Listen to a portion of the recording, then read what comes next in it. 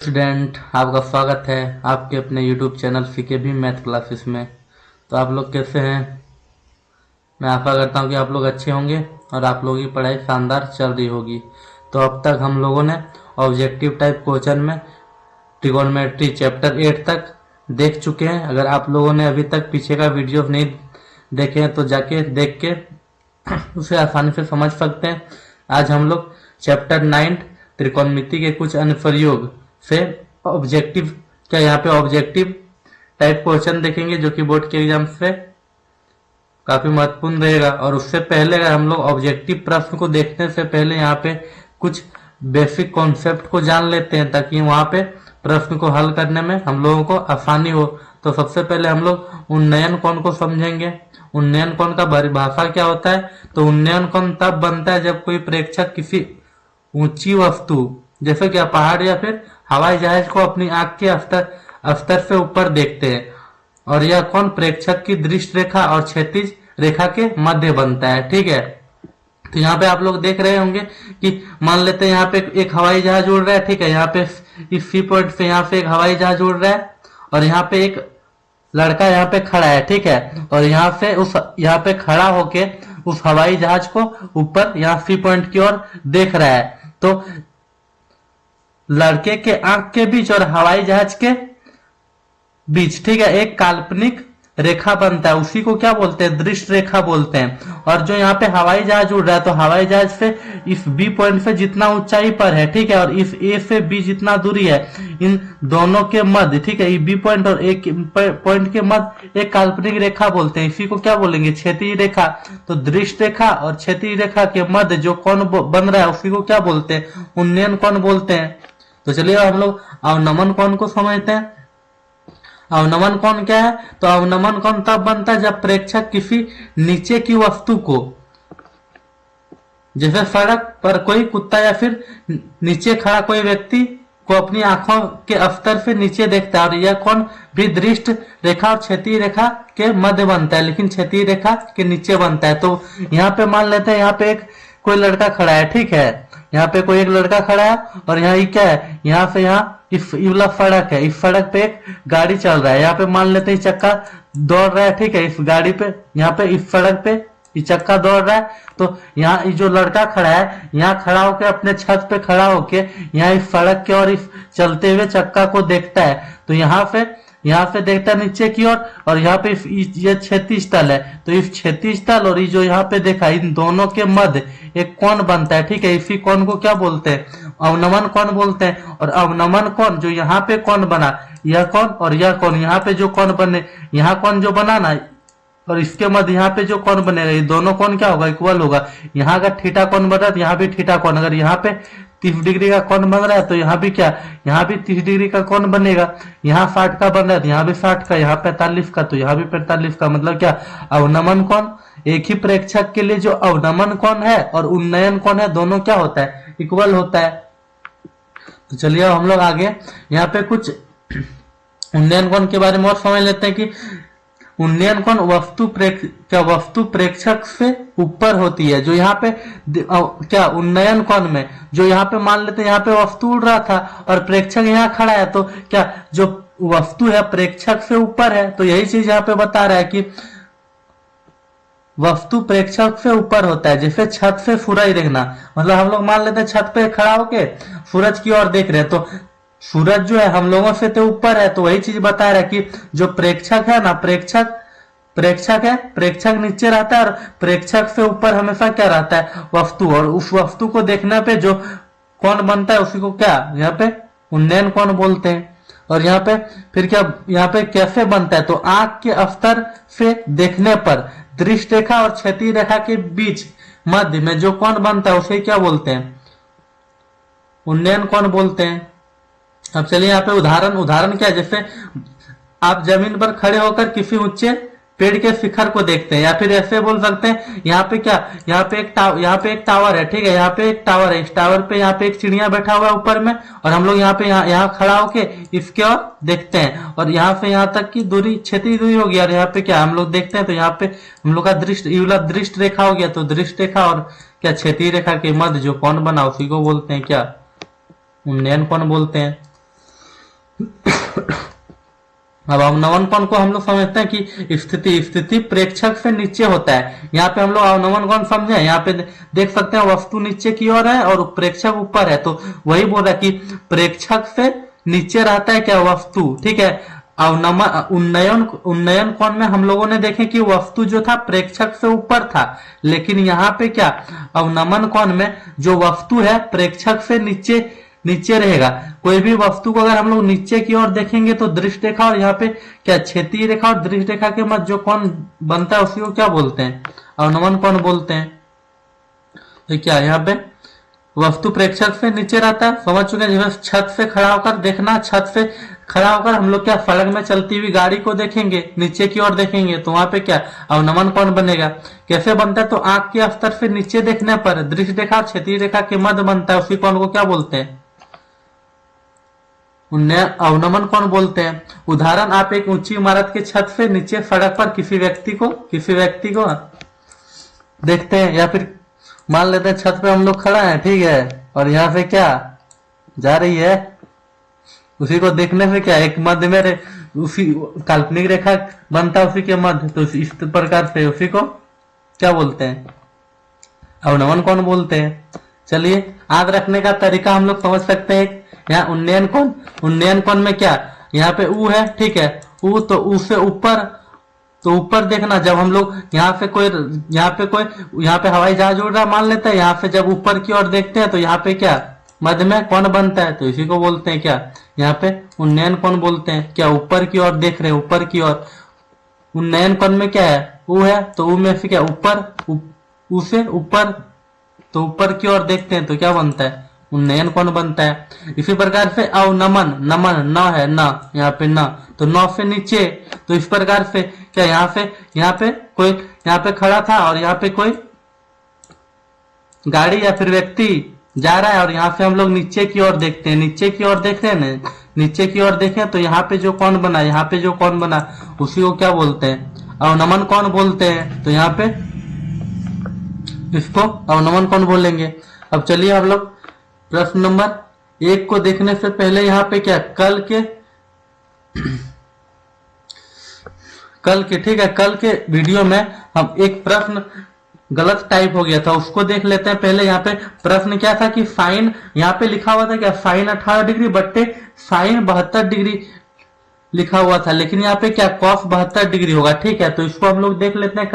कल वाले वीडियो में यह गलत हो गया था, यहाँ पे क्या क्वेश्चन गलत लिखा हुआ था इसलिए गलत हो गया था। तो आज हम लोग इसको देख लेते हैं। साइन, हम लोग साइन 18 को क्या लिख सकते हैं, साइन 18 को इस प्रकार से लिख सकते हैं, साइन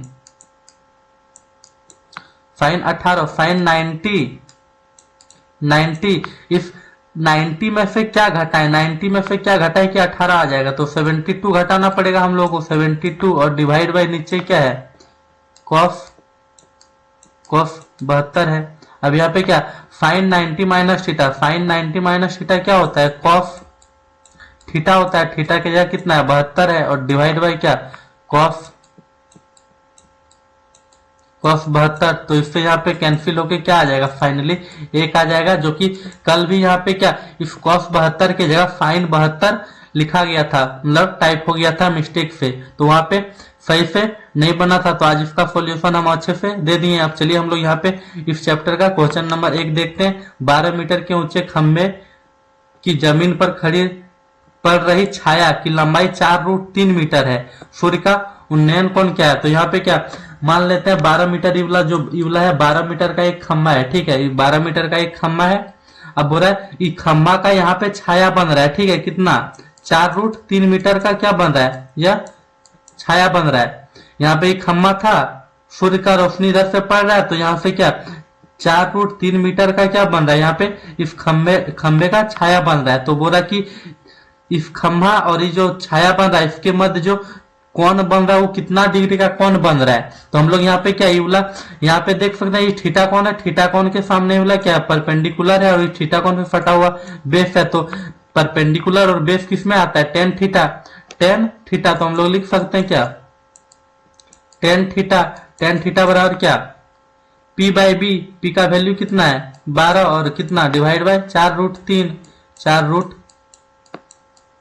तो यहाँ से कट जाएगा कितना 4 तिया 12, तो क्या टेन थीटा का वैल्यू यहाँ पे कितना आ जाएगा, tan theta is equal to कितना, यहाँ पे इस रूट थ्री को मतलब यहाँ पे 3 है, 3 को हम लोग क्या लिख सकते हैं, √3 गुना कितना लिख सकते हैं, √3 और डिवाइड बाय नीचे क्या है, √3 है, तो एक √3 से एक √3 कट जाएगा, तो फाइनली क्या बचेगा, tan theta is equal to √3 बचा है। तो टेन में √3 कितना डिग्री का वैल्यू होता है, तो यहाँ पे कितना 60 डिग्री का वैल्यू होता है, तो यहाँ पे कितना ए नंबर आंसर आ जाएगा 60 डिग्री। अब चलिए हम लोग क्वेश्चन नंबर 2 की ओर बढ़ते हैं। यहाँ पे क्वेश्चन नंबर 2 बता रहा है, वेट गाड़ी पार हो रहा है तो हम लोग थोड़ा रुक जाते हैं। यदि कोई ऊंचाई 60 मीटर है तब 30 मीटर लंबी छाया बनने वाली मीनार की ऊंचाई कितना होगा। चलिए क्वेश्चन नंबर यहाँ पे 2 बता रहा है, यदि सूर्य की ऊंचाई 60 डिग्री के कौन बनाता है, ठीक है, सूर्य की ऊंचाई जो है 60 डिग्री पे है, तब 30 मीटर लंबी छाया बनने वाले मीनार की ऊंचाई कितना होगा। तो बोला यहाँ पे मान लेते हैं एक मीनार है, ठीक है, या मीनार का ऊंचाई हम लोगों को निकालने बोला है, और ये मीनार का जो छाया बन रहा है, ये मीनार का छाया कितना 30 मीटर लंबा बन रहा है, इस मीनार का जो छाया है 30 मीटर लंबा बोल रहा है, और जो बोल रहा है कि सूर्य से यहाँ पे कितना डिग्री का कोण बना रहा है, तो यहाँ पे 60 डिग्री का कोण बना है, उन्नयन कोण जो है 60 डिग्री का उन्नयन कोण बन रहा है। तो यहाँ पे बता रहा है कि इस मीनार की ऊंचाई हम लोग h मान लेते हैं, तो इसी मीनार की ऊंचाई h निकालने बोल रहा है। तो यहाँ पे क्या हम लोगों को दिया हुआ है, क्या इस थीटा कोण के लिए ये वाला बेस है, तो यहाँ बेस 30 डिग्री दिया और हम लोग को यहाँ पे क्या परपेंडिकुलर निकालने बोल रहा है, तो वही सेम टेन थीटा आ जाएगा, क्या टेन थीटा के जगह कितना 60 डिग्री, तो 60 डिग्री बराबर कितना, यहाँ पे परपेंडिकुलर कितना h बट्टे बेस कितना दिया है 30 डिग्री, यहाँ पे टेन 60 डिग्री का वैल्यू कितना होता है, √3 होता है, √3 बराबर कितना h बट्टे 30 है यहाँ पे, तो यहाँ पे h का वैल्यू कितना आ जाएगा, मल्टीप्लाई होके 30√3 आ जाएगा, तो यहाँ पे कितना सी नंबर आंसर आ जाएगा 30√3 मीटर। अब चलिए यहाँ पे क्वेश्चन नंबर 3 की ओर बढ़ते हैं। जब सूर्य की ऊंचाई 30 डिग्री से कितना मतलब सूर्य का कोण कितना 30 डिग्री से बढ़कर 60 डिग्री हो जाता है, तो बोल रहा है क्या यहाँ पे पहले यहाँ से 30 डिग्री का कोण बन रहा था, यहाँ पे 30 डिग्री का कोण बन रहा था, और यह बढ़ के कितना, यह बढ़ के जब हम लोग ये वाला कितना यहाँ तो 90 डिग्री का कोण बन रहा है, जितना दूर यहाँ पे जितना दूर जाएंगे क्या उतना कम कोण बनेगा, और यहाँ पे जितना नजदीक इधर आएंगे इधर तो उतना अधिक बनेगा। तो पहले 30 बन रहा था, बोला कि हम लोग थोड़ा नजदीक आते हैं तो यहाँ पे 60 डिग्री बनता है, लेकिन क्या इस बार जो छाया का लंबाई था घट के कितना 40 मीटर घट गया। तो अब बोल रहा है कि यहाँ पे झंडे की ऊंचाई, यहाँ पे ए बी झंडा है, तो ए बी झंडा का ऊंचाई, यहाँ पे झंडा का ऊंचाई ज्ञात करने बोल रहा है। तो सबसे पहले हम लोग क्या यहाँ पे देखते हैं, इस ट्रेंगल ए बी डी में देखते हैं, ट्रेंगल ए बी डी इस 60 डिग्री के सामने ये जो दिख रहा है ये वाला क्या है परपेंडिकुलर, ये एच जो है यहाँ पे परपेंडिकुलर, और ये 60 डिग्री से सटा हुआ ये वाला भुजा जो है, ये वाला भुजा यहाँ पे ये वाला भुजा क्या है बेस है। तो परपेंडिकुलर और बेस किसमें आता है 10 में, और 10 60 डिग्री का वैल्यू कितना होता है √3 होता है। तो यहाँ पे क्या लेंगे 10 60 डिग्री, और 10 60 डिग्री का वैल्यू कितना √3, ठीक है। और यहाँ पे 10 60 डिग्री मतलब 10 में क्या होता है फॉर्मूला P/B, तो यहाँ पे P कितना है h है, तो यहाँ पे h पुट करते हैं, और यहाँ पे B कितना है B नहीं पता हम लोगों को, मान लेते हैं क्या है यहाँ पे x है, ठीक है, मान लेते हैं x है यहाँ पे, तो यहाँ पे क्या आ जाएगा x, तो यहाँ पे h का वैल्यू निकालेंगे तो h बराबर कितना हो जाएगा x, यहाँ पे मल्टीप्लाई हो जाएगा उधर जाके, तो x√3 आ जाएगा, ठीक है। अब हम लोग क्या यहाँ पे छोटा त्रिभुज में लिए थे ए बी डी में लिए थे, अब बड़ा वाला हम लोग त्रिभुज में लेते हैं क्या ए बी सी में, बड़ा वाला त्रिभुज ए बी सी में, इस बड़ा वाला त्रिभुज क्या ए बी सी में, तो यहाँ पे बड़ा वाला त्रिभुज में कितना डिग्री है, यहाँ पे 30 डिग्री का कोण बना, तो इस 30 डिग्री के सामने वाला क्या होगा परपेंडिकुलर होगा, और ये वाला पूरा यहाँ से यहाँ तक जो यहाँ से यहाँ तक क्या होगा पूरा बेस होगा। तो परपेंडिकुलर और बेस किसमें आता है 10 में, तो सेम उसी प्रकार से 10 30 डिग्री का वैल्यू कितना होता है 1/√3 होता है, और इज इक्वल टू यहाँ पे क्या पी कितना है, पी की जगह एच है तो यहाँ पे भी एच रखते हैं। और क्या बी, इस बार बी हम लोग यहाँ से यहाँ पूरा लेंगे, ठीक है, यहाँ से यहाँ तक पूरा लेंगे। तो यहाँ पे बी क्या हो जाएगा 40 जोड़ एक्स, ये पूरा है ना, यहाँ से यहाँ तक, सी से बी तक, सी से बी तक, और सी से बी तक कितना है 40, यहाँ से तो यहाँ तक, ठीक है, सी से डी तक 40 है, और यहाँ डी से बी तक एक्स है, तो हम लोग को पूरा लेना है। तो हम लोग क्या करेंगे 40 जोड़ एक्स, तो यहाँ पे क्या आ जाएगा 40 जोड़ एक्स। इसको इधर हम लोग यहाँ पे सॉल्व करते हैं। क्या यहाँ पे 1/√3 है यहाँ पे, और यहाँ h/40 प्लस एक्स है, तो हम लोग क्रॉस मल्टीप्लाई कर लेते हैं, तो हो जाएगा कितना h इंटू √3, इधर हो जाएगा h इंटू √3, और इज इक्वल टू यहाँ पे कितना हो जाएगा, ये मल्टीप्लाई होके 40 प्लस एक्स हो जाएगा यहाँ पे। अब यहाँ पे हम लोग कितना h का वैल्यू कितना निकाल के रखे हैं, देख सकते हैं आप लोग h का वैल्यू यहाँ पे हम लोग समीकरण 1 मान सकते हैं। तो समीकरण 1 में h का वैल्यू कितना निकाल के रखे हैं x√3, तो इस h के जगह पे हम लोग क्या पुट कर सकते हैं x√3, तो यहाँ पे x और यहाँ पे क्या पुट कर देंगे √3, और यहाँ पे एक √3 तो पहले से है ही मौजूद, तो यहाँ पे क्या √3, और यहाँ पे कितना आ जाएगा 40 प्लस एक्स।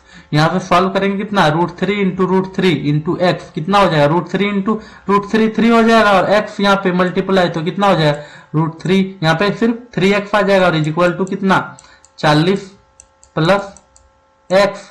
यहाँ पे हम लोग इसको सॉल्व करेंगे तो कितना आ जाएगा, यहाँ पे इस 3x में यहाँ पे प्लस एक्स, इस प्लस एक्स को इधर ले आएंगे, इक्वल टू के इधर लाएंगे तो कितना हो जाएगा माइनस, तो कितना 3x minus x is equal to कितना आ जाएगा 2x, और 2x इज इक्वल टू कितना 40। तो यहाँ पे x का वैल्यू कितना आ जाएगा, यहाँ मल्टीप्लाई में इधर आगे क्या होगा डिवाइड, तो यहाँ से इसको कटा देंगे हम लोग, कितना घर में 20 घर में, तो x का वैल्यू कितना आ गया 20। और समीकरण 1 में हम लोग कितना यहाँ पे समीकरण 1 में कितना h, हम लोग को यहाँ पे h का ही वैल्यू निकालना है। तो यहाँ समीकरण 1 क्या है h बराबर x√3, और यहाँ पे हम लोग x का वैल्यू कितना निकाल चुके हैं 20। तो हम लोग इस x के जगह पे क्या, हम लोग यहाँ पे इस x के जगह पे 20 बिठा देंगे, और यहाँ पे √3 तो पहले से मौजूद है ही, तो यहाँ पे क्या आ जाएगा 20√3 h इज इक्वल टू इस x के जगह पे हम लोग यहाँ पे 20 बिठा देंगे, और √3 यहाँ पे √3 है ही, तो h इज इक्वल टू कितना आ गया 20√3।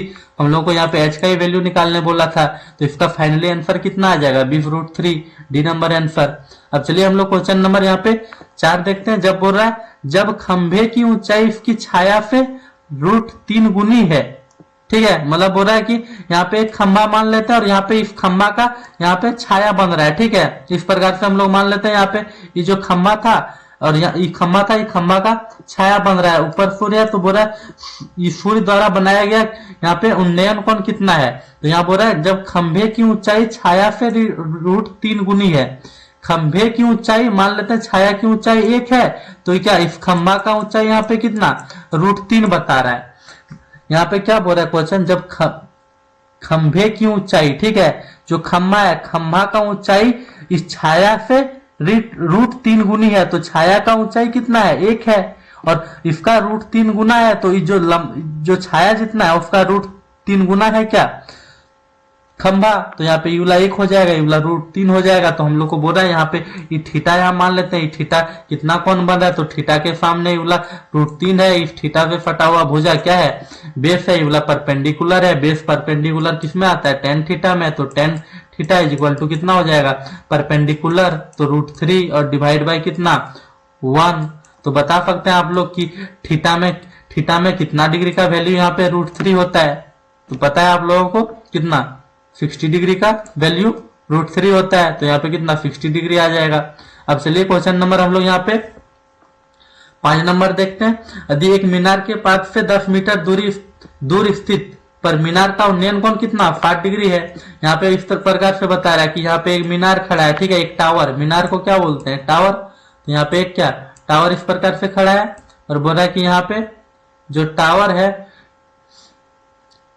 कितना यदि एक मीनार के पास से, ठीक है, यहाँ पे मीनार का क्या यहाँ पे निचला वाला हिस्सा यहाँ से बोल रहा है कि कितना यूला जो यहाँ से कितना 10 मीटर के दूरी पर है, बोल रहा है यहाँ से उन्नयन कोण कितना 60 डिग्री बन रहा है, तो बोल रहा है कि मीनार की ऊंचाई इस यहाँ से यहाँ तक कितना ऊंचा है, ये चीज पूछ रहा है। तो मीनार का ऊंचाई कितना है, तो सेम उसी प्रकार से इस थीटा के सामने यूला हो जाएगा परपेंडिकुलर, इस थीटा से सटा हुआ भुजा हो जाएगा क्या बेस। तो टेन थीटा में क्या होता है परपेंडिकुलर, टेन थीटा बराबर क्या परपेंडिकुलर बट्टे बेस होता है। तो यहाँ थीटा की जगह कितना है 60 डिग्री, तो टेन 60 डिग्री का वैल्यू कितना आ जाएगा √3। और यहाँ पे कितना परपेंडिकुलर कितना है, यहाँ पे हम लोग h माने तो h पुट कर देते हैं, और बेस बेस कितना है 10। तो यहाँ से वैल्यू निकालेंगे कितना h इज इक्वल टू 10√3, और मीटर में दिया तो मीटर कितना 10√3, बी नंबर आंसर हो जाएगा। अब चलिए यहाँ पे क्वेश्चन नंबर 6 देखते हैं। यदि एक स्तंभ की छाया की लंबाई स्तंभ की ऊंचाई से √3 गुनी है। यहाँ पे मान लेते हैं क्या एक स्तंभ है, ठीक है, इस स्तंभ यहाँ पे यूला स्तंभ है मान लेते हैं। बोला यदि एक स्तंभ की छाया की लंबाई स्तंभ की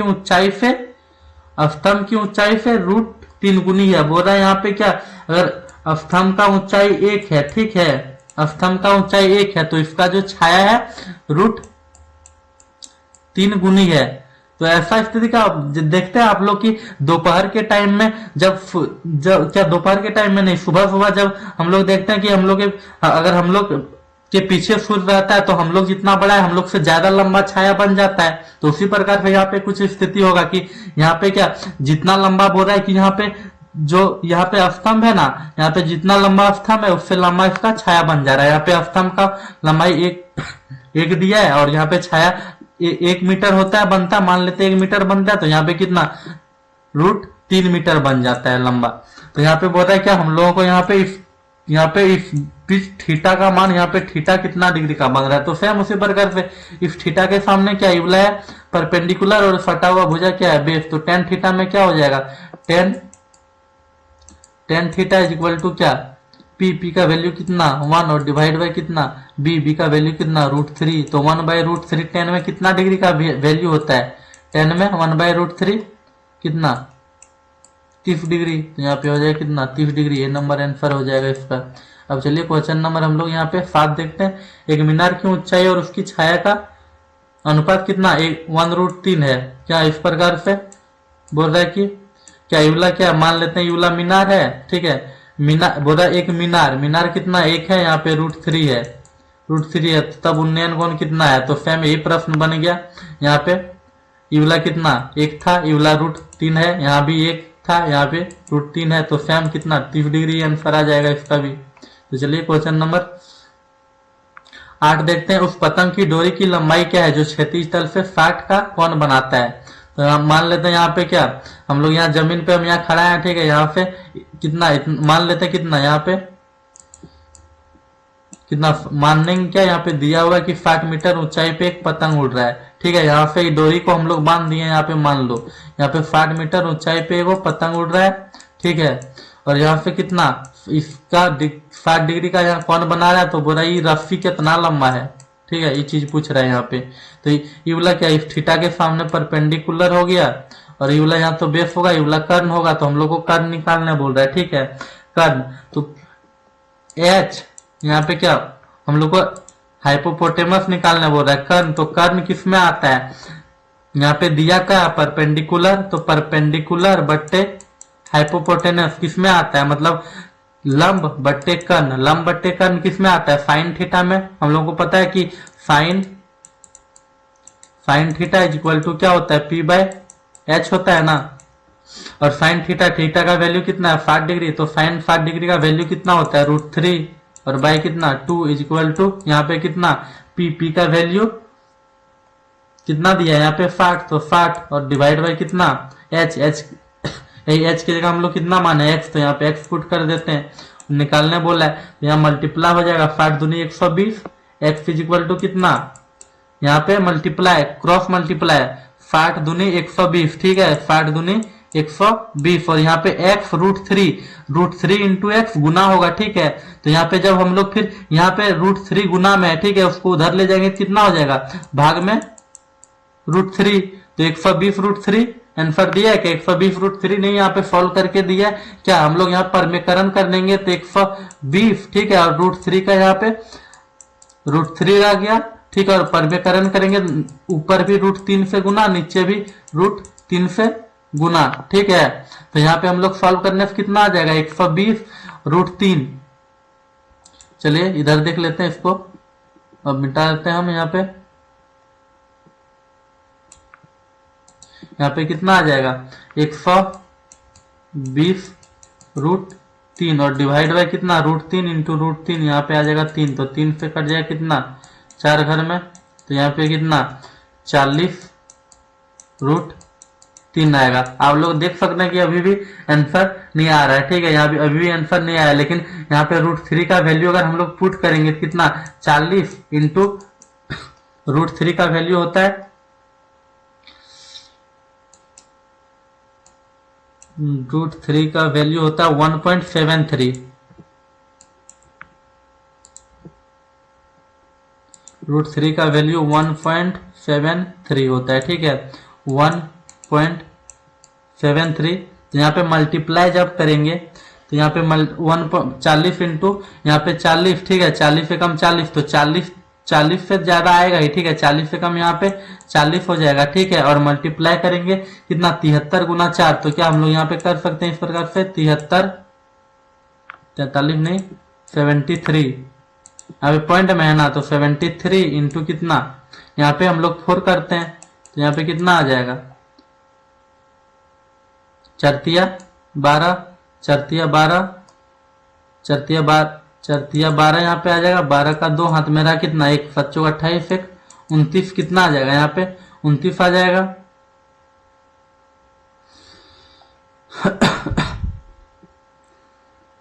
यहाँ पे कितना आ गया 29, तो यहाँ पे हम लोग कितना, और एक जीरो भी था 2 दशमलव के बाद, फिर कितना यहाँ पे यहाँ पे जीरो छोड़े थे तो जीरो यहाँ पे बैठ जाएगा फिर, और यहाँ पे कितना 2 के बाद दशमलव है तो यहाँ पे भी 2 के बाद दशमलव बिठा देंगे, तो यहाँ पे 40 में कितना 29.20 ऐड कर देंगे, तो यहाँ पे कितना हो जाएगा 9 4 13, 13 का 3, यहाँ पे कितना 9, यहाँ पे 9 कम 9 और 69.2 आ रहा है, 69.28, इतना बी नंबर ऑप्शन आ जाएगा। तो चलिए आज के क्लास में इतने ही तक रहने देते हैं, धन्यवाद।